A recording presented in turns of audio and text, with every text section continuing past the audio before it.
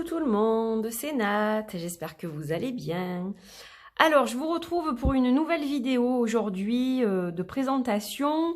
C'est pas tout à fait une review parce que c'est pas un jeu que je connais encore très bien. Déjà, il est en russe, donc il va me falloir le temps de m'acclimater à la langue. Voilà, je parle pas le russe, donc il va falloir que je l'étudie un petit peu, celui-ci. C'est un jeu de Arabo Sargsyan que j'adore, c'est quelqu'un que j'aime énormément, qui a fait déjà deux autres jeux que je vais vous remontrer. Donc il y a celui-ci qui est l'Oracle Week-end des Ombres.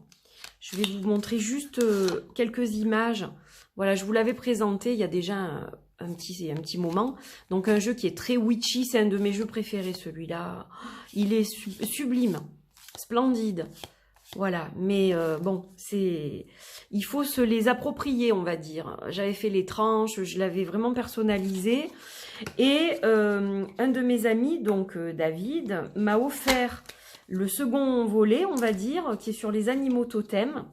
Celui-ci, voilà, donc qui se présente comme ça, qui est magnifique également, toujours très witchy, dans des teintes complètement différentes. Il est complètement différent en termes d'énergie, celui-là, mais il est sublime. Voilà, si on aime cet univers vraiment de sorcières... c'est vraiment un très très bel oracle. Après, il est très particulier, évidemment. Il va demander beaucoup de travail si on ne parle pas la langue, où il faut se l'approprier différemment et voir ce qu'on canalise par rapport aux images, hein, ça fonctionne aussi. C'est un peu ce que je fais d'ailleurs. Voilà, donc j'avais fait la tranche aussi. Et puis le petit dernier, qui est différent en termes de format, puisque regardez, hop, vous voyez, on n'est pas du tout dans le même format. Donc le petit dernier qui est l'oracle des êtres mythologiques. Donc ça, c'est la boîte dans laquelle le jeu est arrivé. Donc c'est David qui me l'a offert pour mon anniversaire. Il a mis beaucoup de temps à venir de Russie, donc je l'ai reçu juste avant Noël en fait. Voilà, donc ça c'est le livre qui est en russe, donc je ne vais pas évidemment m'éterniser dessus. Je sais que ça contient énormément d'informations, mais voilà. Il était arrivé plié dans ce magnifique papier de soie avec un seau à la cire en forme de lune avec des petites étoiles que j'ai gardé parce que j'ai trouvé ça tellement magnifique. Voilà. Et alors ce jeu, pour moi, il est très... comment dire ? Moi, je trouve qu'il s'accorde très bien avec cette saison de l'hiver par rapport aux couleurs, en fait. Et du coup, bah, j'ai eu envie de vous le présenter maintenant. Donc, c'est un jeu, vous voyez, qui est destiné aux 16 ans et plus, qui a été publié par Vesbook, que vous pouvez retrouver, entre autres, sur Instagram, Facebook, etc. Donc, ça, c'est l'éditeur. Pour se le procurer, exclusivement sur des sites russes, a priori, pour le moment. Voilà, il n'est pas vendu ailleurs. Donc, il faut un petit peu, j'imagine, creuser. Je ne sais pas trop comment mon ami a fait pour se le procurer. Donc, il arrive dans une boîte, une tuckbox, en fait. Voilà, qui est très, très sympa. J'aime énormément le dos. Je le trouve très, très beau. Un petit dos tout simple, fleuri. Voilà, je trouve ça sympa. Alors, ben, vous allez rire, je sais pas si vous avez vu le film Midsommar, mais en fait, je sais pas, ça me fait penser un peu, je crois, à certaines tapisseries que j'ai vues dans le film.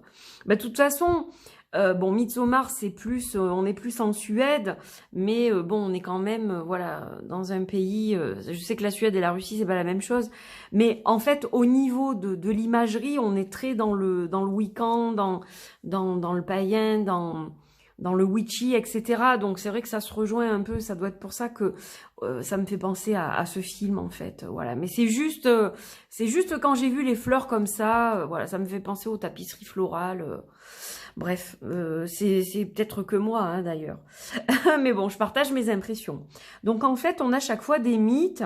Alors, il y a plein de symboles. Il va rejoindre un petit peu finalement, pas le deuxième volet, mais le premier, dans le sens où on va retrouver des petits symboles sur les cartes. Vous voyez, on a plein de petits symboles. On a des planètes, on a des runes, on a, vous voyez ici l'œil d'Horus. On a plein de petites choses. Et en fait, eh bien, celui-ci, qui est donc sur un fond blanc comme ça, va être aussi agrémenté de plein de petits symboles. Donc ça peut vous parler, ça peut déjà vous donner des indications. Et puis, bon, on a un titre et un sous-titre. Voilà, on a un titre en couleur et puis un sous-titre en noir. Donc ça, honnêtement, vous faites avec Google traduction et ça vous donne tout de suite le nom de la carte. Donc moi, c'est ce que je vais faire. Je vais juste en fait traduire le nom des cartes. Je ne l'ai pas encore fait. Voilà. J'ai pas eu le temps avec les fêtes, mais je vais juste traduire ça. Ça me donnera comme ça la légende exacte. Et puis au moins, ça me permettra déjà de savoir un peu de quoi cette carte parle. Après, par exemple, l'araignée, elle peut parler de tisser sa toile. Regardez, on a le papillon. Ça peut parler de développer un projet peut-être et de prendre son envol. Enfin, vous voyez, bon, il y a des tas de choses qu'on peut aussi canaliser, par exemple, quand on voit les images. Donc voilà, il est sublime. Je vous laisse admirer les images. Bon, là, celle-ci, elle va peut-être évoquer la mort et la renaissance, par exemple. On a quand même le sphinx, on a la tête de mort, le fœtus, vous voyez? Puis d'autres choses, hein. Alors, j'aime le côté couleur, mélangé avec des symboles noirs et blancs. Il est très épuré. Voilà. C'est pas chargé, ouais, c'est classe, en fait. C'est joli. C'est joli. Bon, on a des plantes, on a plein de choses aussi. On a la chauve-souris. Donc là, on est dans tout ce qui est vampire. Alors, par exemple, ce sont des exemples. C'est peut-être pas ça du tout, hein, la signification. Mais par exemple, là, on peut dire que quelqu'un vampirise votre énergie, admettons, vous voyez. Donc moi, je pense que je vais me l'approprier comme ça, de toute façon, parce que j'ai envie de m'en servir. J'aime ce que fait Arago. Je trouve ça magique. Il a vraiment quelque chose de très particulier dans son art et dans sa façon de concevoir les jeux. Et donc, voilà, j'ai vraiment envie d'en faire quelque chose. Oh, elle est magnifique, celle-ci aussi. Regardez le chat. C'est trop beau, quoi. Là, on est dans le côté magique, hein. C'est sublime, hein. Sublime.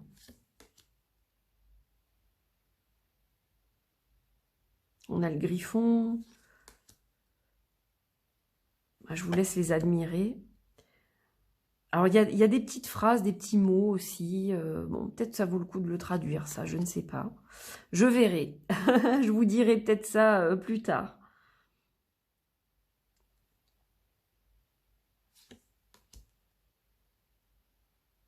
Magnifique, hein. Dragon, il y a plein de choses. Il est très poétique aussi. Regardez cette licorne, mon Dieu, qu'elle est belle. Très poétique. Les contes, les mythes, les légendes. Voilà, il a un côté... le centaure.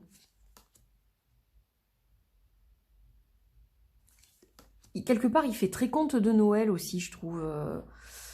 C'est les couleurs, je pense, qui font ça. Le fait que ce soit blanc comme ça, la mandragore, elle est magnifique, la mandragore aussi. Il est sublime. C'est la mienne, celle-là, hein.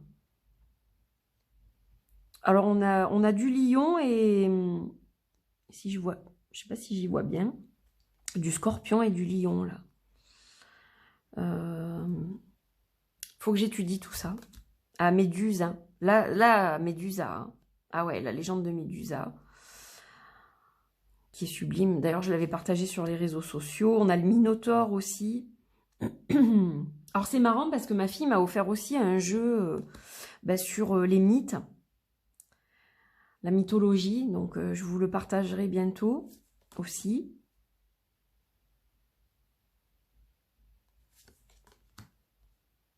Le loup-garou. On a Pégase.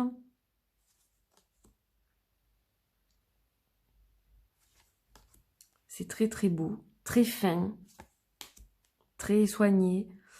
La petite sirène, la sirène.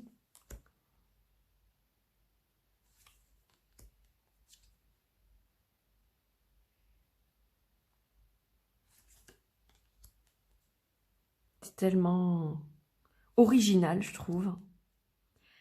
Alors, ça fait longtemps que je le voyais sur les réseaux, que je le convoitais, celui-ci. D'ailleurs, bah, je sais pas où est passé l'artiste, pour tout vous dire, parce qu'il a plus son compte Instagram. J'ai vu que son compte avait disparu. Donc, bah, je sais plus trop comment suivre son travail maintenant. Voilà, c'est un peu compliqué parce que je suppose qu'il va faire d'autres choses. Donc, mais bon, peut-être qu'il reviendra plus tard. Ouais. En tout cas, c'est une vraie merveille visuelle. Rien que pour le côté collection, hein, de toute façon, si vous collectionnez les jeux... oh, il est magnifique, lui. L'homme vert, hein. Je pense que c'est Cernounos, je suppose. Si vous collectionnez les cartes, là, vous avez une carte blanche, donc vous pouvez dessiner, si vous voulez, par exemple. Si vous avez envie de faire un dessin, ou je sais pas...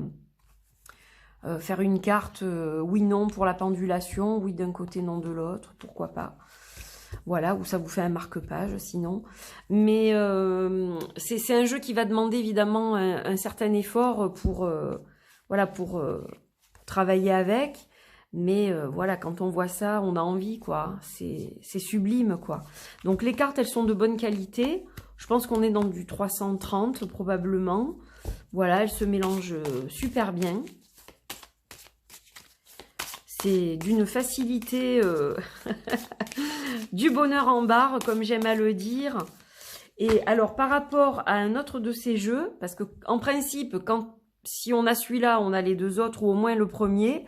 Donc, vous voyez, en termes de taille, là, on n'est pas du tout dans la même taille.